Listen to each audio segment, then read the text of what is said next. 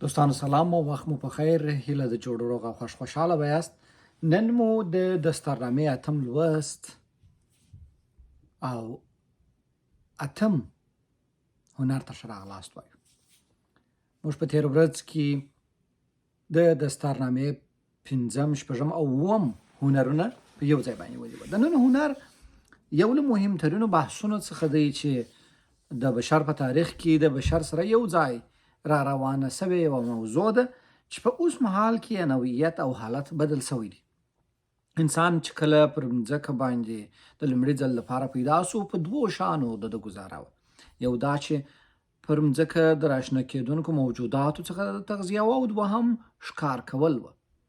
دغه ښکار کول د وخت په تېرېدو په رزمي لوبه، په تفریح، په ساعتېري او په مجموعي توګه د وخت ښه تېرولو او د ورزش د دواړو په توګه باندې مطرح شول. نو ځکه په احادیثو، په دیني متونو کې د ښکار کولو دپاره او په فرهنګي توګه او په ټولنو کې د ښکار یو ځانګړی فصل او ځای خورا مطرح و. نو په مشرتوب کې معمولا د ښکار څو ډوله بڼې وې. یو دا چې د ځان ساتنې په توګه د ښکار کول و. مثلا سیمې ته به وحشي لیوان، زمریان، پړانګان، خرسان او نور ډول حیوانات راتلله. د هغوی د مخنیوي لپاره به ښکار کېدی، او بل د خپل د ژوند د تېرولو لپاره چې مثلا دوی د غوښو اړتیا وه، او دریم د ښه وخت تېرولو او د ورزش او لوبو په خاطر چې خلک دلاور او مختص دي د ورزشونو د ښکار کېدل. په اوس زمانه کې دغه حالت په عیني توګه په ټولنو کې حاکم دی، ولې وضعیت یې بدل سوی دی.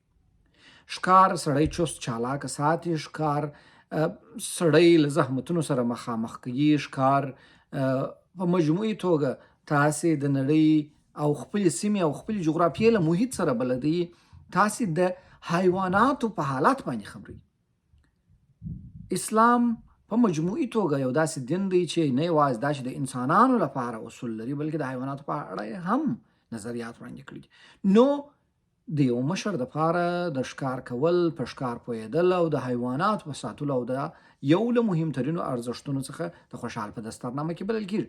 خوشحال خپله د خپلې زمانې یوازینی سړی دی چې موږ د ده نبوغ په دې کې بولو چې د په هره برخه کې لیکنې کړي دي. د طبنامه د انسانانو د یو ماهر حکیم په توګه د انسانانو د ورځني ژوند هغه نسخې چې دوی د مشکلاتو سره مخامخ کېږي.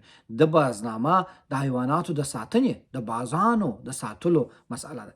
باز چې نن ورځ د نړۍ د تر ټولو ابر قدرت د امریکا د دولت په مجموعي توګه، د حکومت نه، د دولت رسمي نښان دی. د نړۍ په تاریخ کې د لومړنی کس دی چې بازنامه یې لیکلې ده، او دا بازنامه یوازې د بازانو پورې نه ده محدود، د حیواناتو د خاصیتونو سره تړلی بحث دی. خوشحال خټک د افلاطون، سقراط او ارسطو د زمانو تر نوابغو ډېر مخته تللی دی. دی نه یوازې دا چې شاعر دی، نه یوازې دا چې ادیب دی، نه یوازې دا چې دی ټولنپوه دی، بلکې د ژوند ټولو اړخونو ته د مراجعه کړی. د طبنامه، د دستارنامه، خو دا دی موږ تاسې بحث ورباندې کوو، او نورې نامې چې دی د ژوند د اړوند برخو کې لري. د جهانبیني د نړۍ په تاریخ کې یو بېسارې او په دغسې یو دغه زمانه کې یو عجیبه دغه لري. د دستارنامې د نبوغ خبره په دې کې ده چې د دغه دستارنامه تر سلو زیاتو کتابونو په تعویلاتو باندې لیکلې ده. ولې په بندیخانه کې د ده سره هیڅ شی نه و. دا د په بندیخانه کې لیکلې ده. احادیث پکښې کې دي، آیاتونه پکښې کې دي، متلونه پکښې کې دي، قصې پکښې کې دي، د مشهورو شاعرانو شعرونه پکښې کې دي، او هر ډول شان د په دستارنامه کې ځای په ځای کړي چې دا د یو ماهر پوه او عالم پرته دا ناممکنه مسله. نو د ښکار مسله د تر ټولو جدي مسلو چې د په مفصل او جلا توګه یوه بازنامه هم لیکلې ده، او په خپلو کتابونو کې، په خپلو کلیاتو کې، په بېلابېلو ځایونو کې د ښکار اړوند، د حیواناتو اړوند نور بحثونه هم لري. د اتم هنر تر ټولو مهم اړخ دا دی چې موږ د ننني ژوند سره هغه ښکار چې په هغه وخت کې کېدی نن یې موږ بدیل پیدا کړو چې هغه د منډو وهل دي، په تفریحګانو تلل دي. د اوس زمانې تر ټولو جدي ستونزه دا ده چې زموږ اکثره خلک چې په ډیپریشن کې دي یا مثلا دوی په سټرس کې ژوند کوي، د دې علت دا دی چې دوی په ژوند کې یکنواختي ده. ښکار د ژوند متنوع اړخونه درته بیانوي.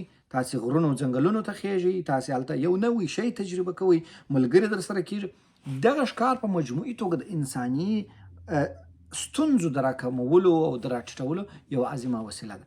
نو ځکه په نړۍ کې اوس مهال ښکار د یوه مهم هنر په توګه په ټوله نړۍ کې مطرح دی. رسمي جواز اخیستل کېږي، رسمي به ته ښکار ته ځې او رسمي به ته دغه کوې.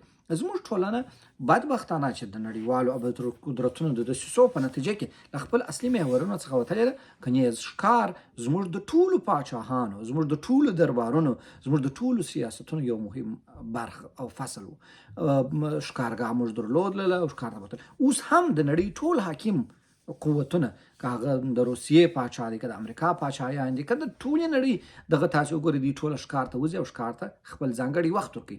په دې کې د نښو ویشتلو دغه ستا، په غرونو د ختلو مسله ستا، د خپل ځاني تندرستۍ او د ذهني تمرکز دواړه اړخونه پکښې کې تشریح شوي دي. د بازنامې دغه بحث که څه هم ډیرو خلکو ته د باور وړ نه وي او ښکار به ورته انساني پدیده نه معلومیږي، ولې دا د انساني ژوند یوه ډیره مهمه اړتیا ده. یوازې د غوښو د پیدا کولو دپاره نه، یوازې د دې لپاره نه چې حیوانان مړه شي، د دې لپاره چې انسان خپل تکړښتونه او خپلې پیاوړتیاوې را پیدا کړي، ویې پالي او ځان د اوسنۍ زمانې نه نورو ټولو اړخونو سره برابر کړي. تر بل درسه مو پر خدای سپارم. سرلوړي، اباده او بریالي اوسئ.